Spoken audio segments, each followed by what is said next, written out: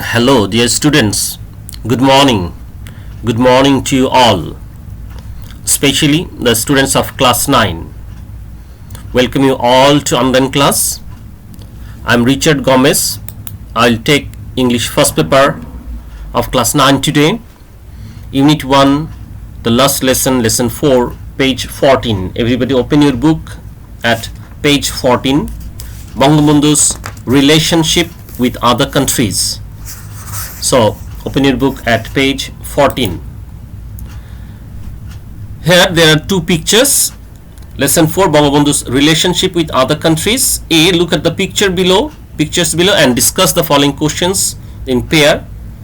1, I am giving the answers of these three questions, instructing about the two pictures also. Who can you see in the picture? How are they related to Bangabandhu? What do you think are the relationship among them?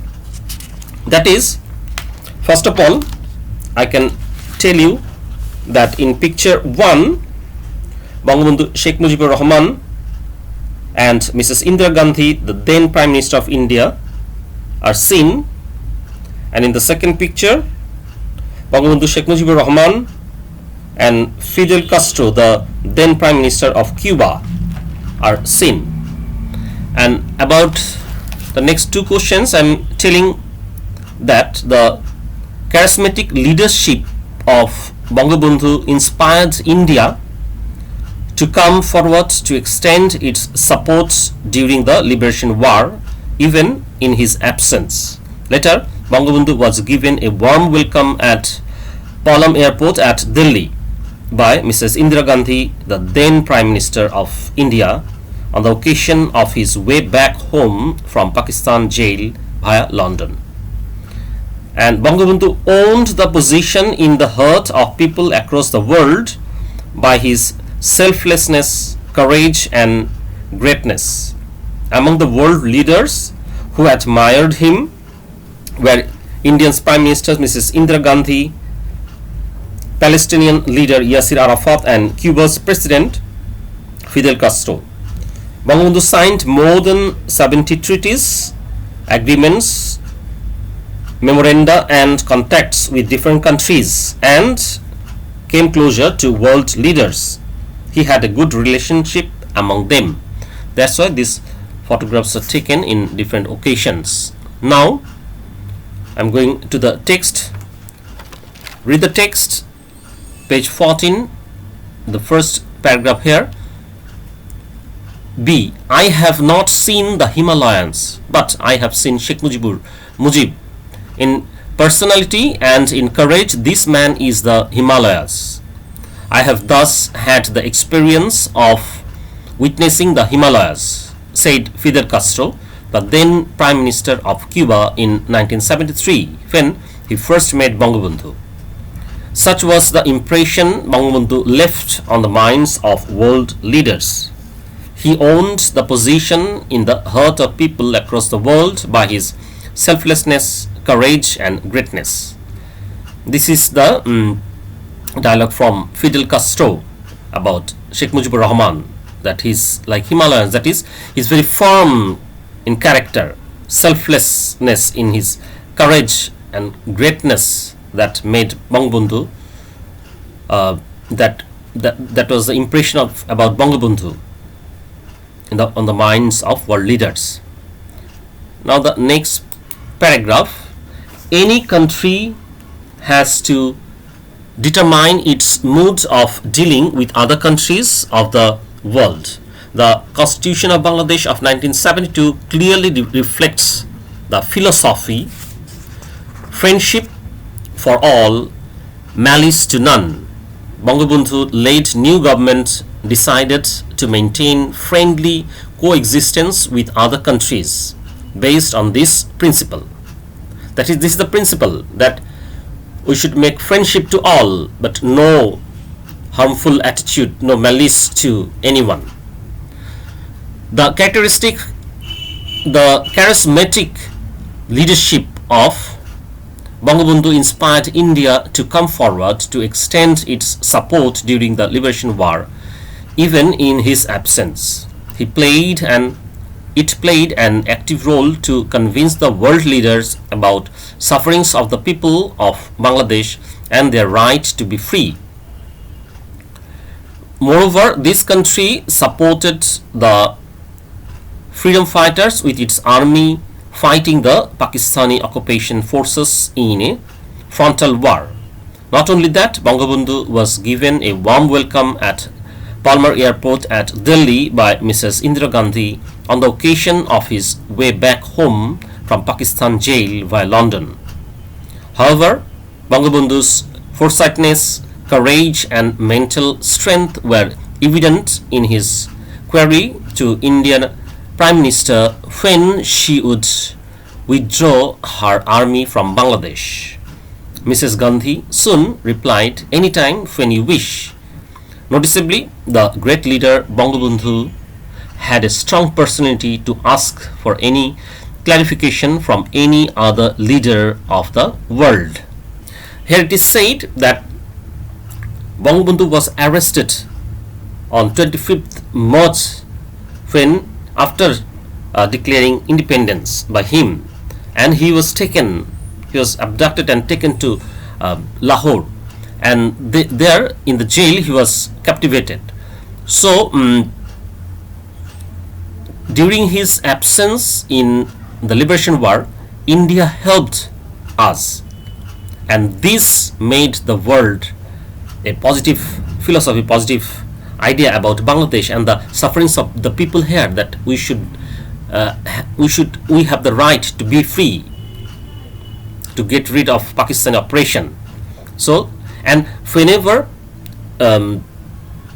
Sheikh Mujibur Rahman Bangabandhu was returning home after the independence, after the victory in the war, then he visited also Prime Minister of India, and he dared to ask her when she would withdraw her army from Bangladesh, and this is a very positive attitude that Bangabandhu showed. And noticeably, the great leader Bangabandhu had a strong personality to ask for any clarification from any other leader of the world. Consequently, very soon before Bangabandhu's next birthday, the withdrawal was completed.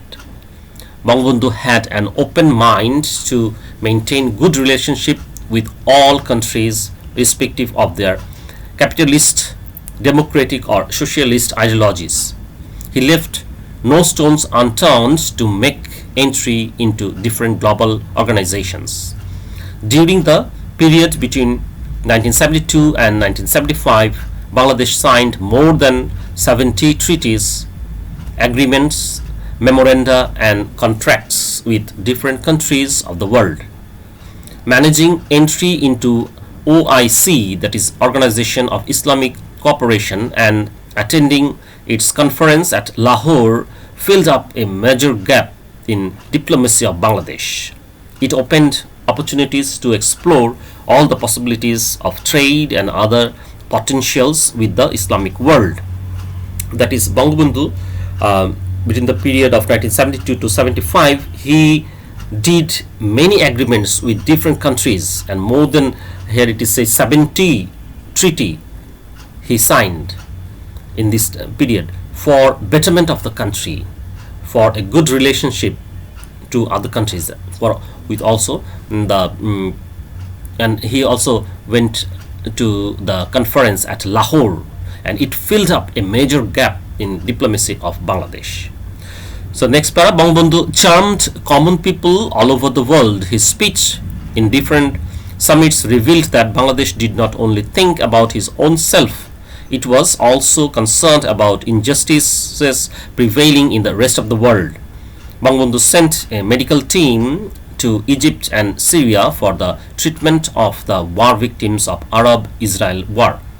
He always used to say, "Today the world is divided into two parts, the oppressors and the oppressed, and I am with the oppressed." This kind of strong voice and wisdom made his position firm as a global leader. That is, Bangabandhu was very firm. He had a very firm leadership, and he knew what he is telling. The world is divided into two parts, the oppressors and the oppressed, and as a leader, as a father of the nation of Bangladesh, he said, I am with the oppressed. So he sent a medical team to Egypt and Syria during the war of Arab-Israel. So in the next paragraph we can see, he was such a leader for whom the British Prime Minister Edward Heath broke all the protocols to welcome him at Claridge Hotel on 8 January 1972 while Bangabandhu was returning from Pakistani prison. His elegance was reflected in the voice of a renowned journalist. The courage and charm that flowed from him made him a unique superman of these times. Bangabandhu's philosophy of secular democracy honored him with a firm position in the world. The period from 1972 to 1974 was actually a bright and busy era for Bangabandhu, Bangabandhu government, when he visited many countries of Asia, Africa, Europe and Latin America. He made those visits to gain support from those countries and to promote friendly relationships with them. Consequently, wherever he went, he cast a very positive influence on the leaders of those countries. Among the world leaders who admired him were India's Prime Minister Mrs. Indira Gandhi, Palestinian leader Yasser Arafat, and Cuba's President Fidel Castro. His leadership, wisdom, and personal relationship with world leaders made him a successful politician of international repute. That is, all Bangabandhu did it for the betterment of the country, and he got an image to world leaders, world politics, that he was a very firm and positive leaders who was trying to lead the country in a very good manner and for the betterment of not only for our country but also for the global politics also. So this is all about this text. So some vocabularies here: malice, noun, grudge, aversion, displeasure. Charismatic, adjective, exercising a compelling charm that inspires devotion in others. Convince, verb, cause someone to believe firmly in the truth of something. Frontal, adjective, facing anterior front. Foresightedness, noun, providence by virtue of planning prudently for the future, foresight or forethought. Capitalist, adjective, practicing, supporting or based on the principles of capitalism. Number 7, democratic, adjective, of relating to or supporting democracy or its principles. 8, socialist, adjective, adhering to or based on the principles of socialism. Memoranda, noun, a note or record made for future use. Diplomacy, noun, the profession, activity or skill of managing international relations, typically by a country's representative abroad.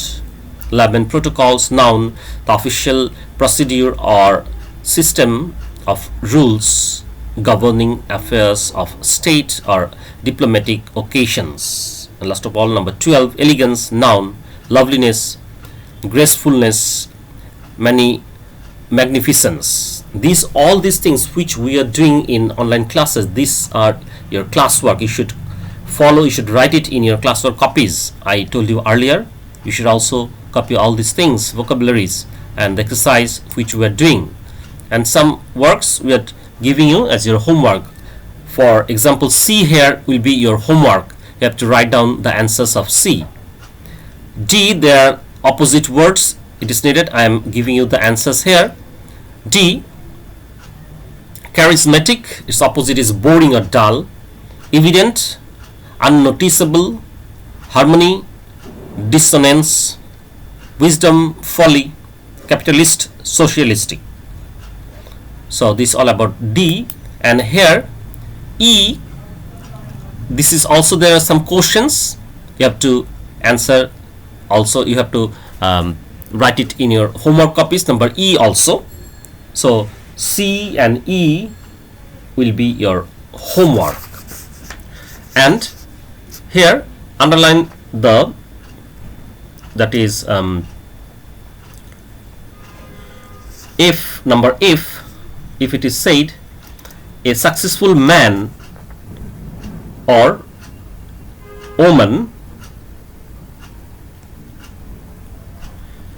a successful man or woman has to maintain good relationship with others, for example family members, friends, neighbors, etc. In groups discuss on ways of improving relationship with your neighbors. What it is said, I am giving you some clues here for if at page 16. If giving quality time to all members, regular communication, extend helping hand to others, giving positive advice if anyone asks for, protest against injustice. So this is on basis of this you have to write G also. Now work individually and write a paragraph on how to maintain good relationship with our neighbors. So this will be your homework. Number F, G and also C. C, F and G will be your homework. So until next class, goodbye. Stay home and be safe. Have a nice day. Thank you. Thank you all.